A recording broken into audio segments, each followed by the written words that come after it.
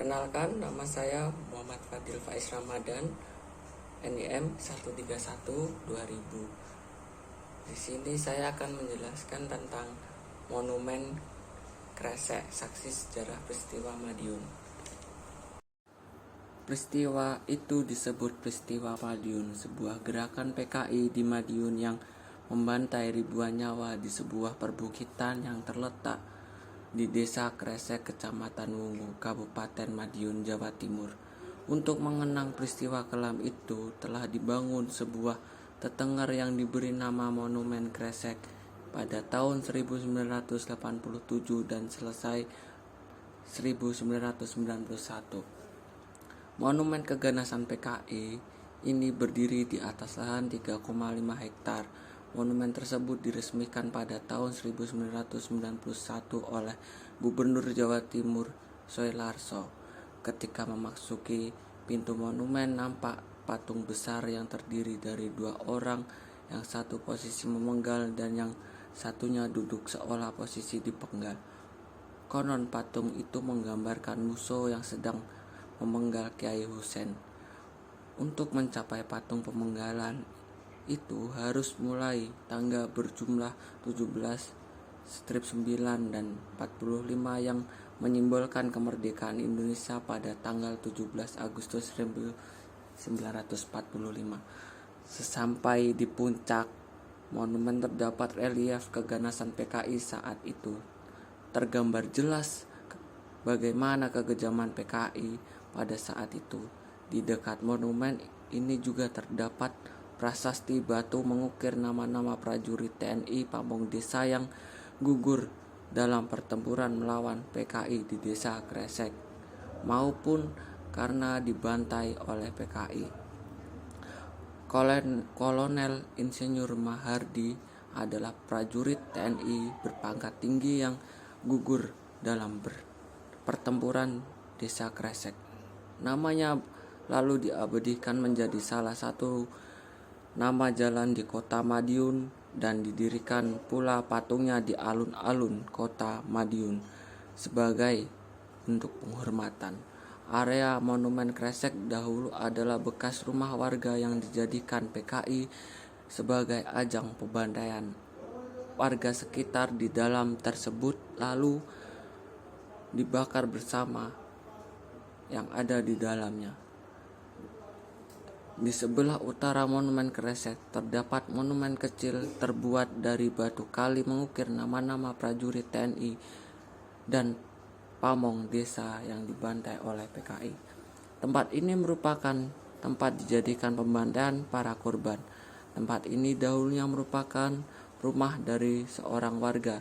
Tempat ini sengaja dipilih oleh PKI untuk menyembunyikan para korban karena di tempat ini namun untuk dijadikan persembunyian.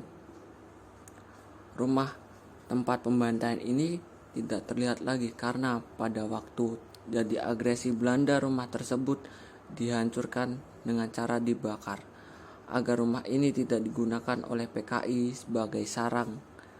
Salah satu korban PKI dari pihak TNI yang memiliki pangkat tertinggi adalah Kolonel Mahardi. Namanya kemudian diabadikan sebagai nama salah satu di kota Madiun.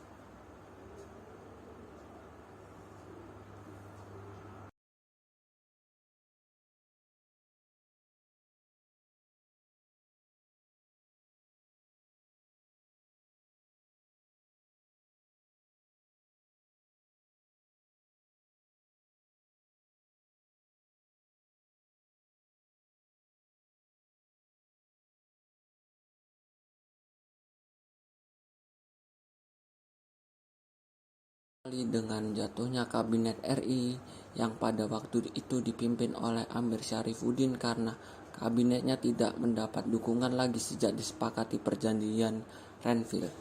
Lalu dibentuklah kabinet baru dengan Muhammad Hatta sebagai Perdana Menteri. Namun Amir beserta kelompok-kelompok sayap kiri kanannya tidak setuju dengan pergantian kabinet tersebut. Dalam sidang Politbiro PKI pada tanggal 13 sampai dengan 14 Agustus 1948, Musso, seorang tokoh komunis Indonesia yang lama tinggal di Uni Soviet, ini menjelaskan tentang pekerjaan dan kesalahan partai dalam dasar organisasi politik dan menawarkan gagasan yang disebutnya jalan baru untuk Republik Indonesia. Musso menghendaki partai kelas buruh dengan memakai nama yang bersejarah yakni PKI. Untuk itu harus dilakukan fusi tiga partai yang beraliran Marxisme-Leninisme, PKI ilegal, Partai Buruh Indonesia atau disebut juga dengan PBI, dan Partai Sosialis Indonesia atau Indonesia disebut juga dalam PSI. perjanjian PKI Renville hasil dengan fusi Belanda. ini akan memimpin Kalangan kiri revolusi atau kalangan yang kontra dengan pemerintahan pusat proletariat. menganggap kebijakan tersebut merugikan karena akan mengurangi tingkat kekuatan militer Indonesia. Pada tanggal 10 Agustus tahun 1948, Musso kembali dari Soviet ke Indonesia setelah mendengar kabar tersebut. Lalu Musso mengajak FDR untuk bangkit bersama PKI. Gerakan ini didukung oleh barisan kelompok kiri dan berencana menguasai daerah-daerah yang dianggap strategis dengan berbagai cara di Jawa Tengah dan Jawa Timur. Salah satunya adalah daerah Madiun. Rencana itu diawali dengan penculikan dan pembunuhan tokoh-tokoh yang dianggap musuh di kota Surakarta, serta mengadu domba kesatuan-kesatuan TNI setempat, termasuk kesatuan Siliwangi yang ada di sana.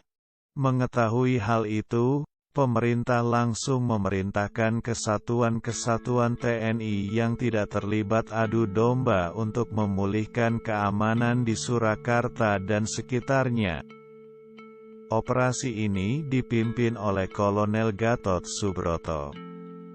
Sementara perhatian semua pihak pro-pemerintah terkonsentrasi pada pemulihan Surakarta, pada tanggal 18 September tahun 1948, PKI atau FDR menuju ke arah timur dan menguasai kota Madiun, Jawa Timur.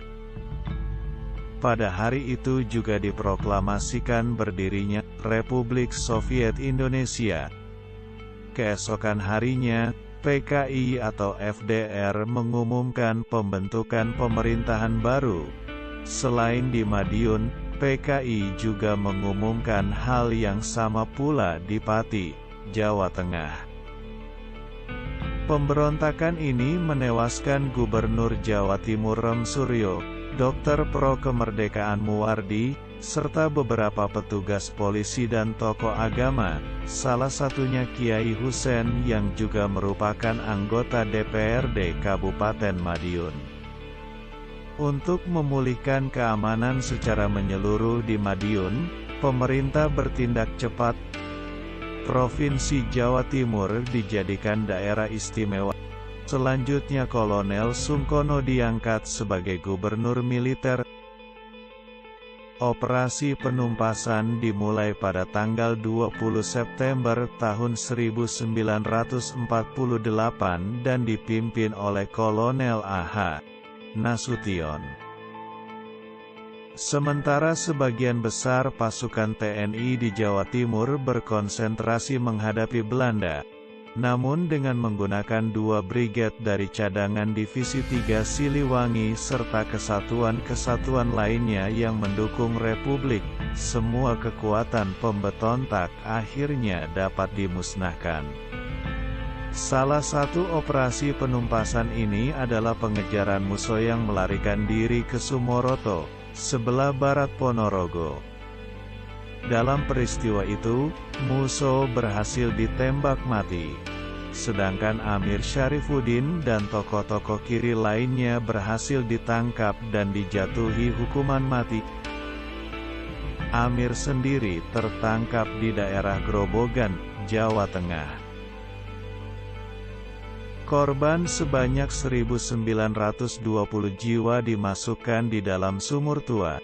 Jenazah telah dipindahkan ke Taman Makam Pahlawan dan Taman Pemakaman Umum. Kini, Monumen Kresek menjadi wisata sejarah. Pada bagian depan Monumen Kresek terdapat patung yang konon katanya patung tersebut adalah gambaran dari Muso yang ingin memenggal Kiai Husein. Patung Muso membawa pedang dan patung Kiai Husein sedang duduk ersimpu pasrah.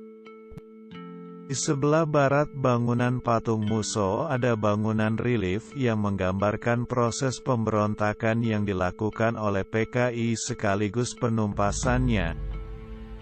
Di sebelah timur bangunan patung Muso ada bangunan patung anak-anak korban PKI yang menuntut belas kepada pemerintah Republik Indonesia agar menumpas kegiatan PKI di Kota Madiun. Di depan pintu masuk sebelah selatan juga terdapat prasasti batu ukiran nama-nama prajurit TNI, Polri, Pamong Praja, tokoh masyarakat dan guru yang menjadi korban keganasan PKI. Di depan prasasti ukiran nama-nama korban juga terdapat sumur tempat pembuangan korban keganasan PKI yang telah tertutup dan dibuat relief korban-korban di atasnya.